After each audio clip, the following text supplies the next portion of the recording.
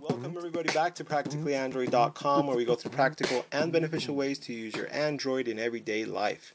So today's day 3 of using a home replacement app, and my original plan was to show you all the other things you can do beyond just changing your icon with a home replacement app. But as I started recording some of these, I noticed that the video was just going to be too long. So where my original plan was to do just 3 videos, it's going to end up looking like maybe like 6 or 7 or 8, 10 videos, which is fine because you can just reference them whenever you want and just learn that one tidbit of what you can do with the home replacement app, and then look at other ones if you want, and don't look at them if you don't have time. But I thought that would be better for everyone involved. So let's go ahead and get started. So today, for this video anyway, I'm going to show you what you can do with changing the amount of icons that appear on your desktop. Now, the normal configuration, or the standard configuration for most Android phones, is 4x4, 4 columns by 4 rows, which allows you to put up to 16 icons max on any one home screen. And this amount actually gets limited if you put any sort of widgets. So for example, I have a widget here, and I have a widget here. So if I just had the standard configuration, I would only be able to use 8 instead of 16, which is no bueno.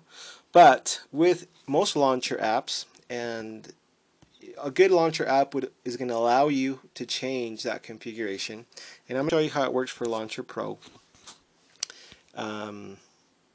Basically, you're going to go into the UI settings, then go into screen preferences, and then right here, desktop layout, you can change the desktop columns and the desktop rows. Okay, so I have mine set up as 5 columns by 5 rows, which is great.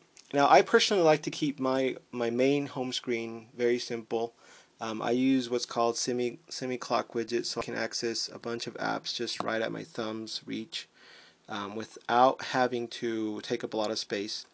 But on the next screen over, I do have a bunch of other icons that I don't use all the time, but it's easier to come in here than to look for them in my app drawer like this, right?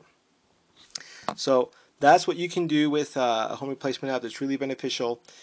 If you're looking at a home replacement app that just doesn't offer this, it better be really good everywhere else, because that's kind of a deal breaker for me if you can't adjust the columns and rows. So hopefully that helps. If you have any questions about that, let us know. Send an email to staff@practicallyandroid.com, or go ahead and just go to practicallyandroid.com, and on the right hand side there is a link that says Android questions, so you can leave your questions there as well. And as always, like our Facebook page, and if you find our content useful, please click on our ads so that we can get some revenue from that, and of course, if you find the ad useful. But anyway, that's it for today, guys. So just remember, for a more practical life, practicallyandroid.com. Take care, y'all.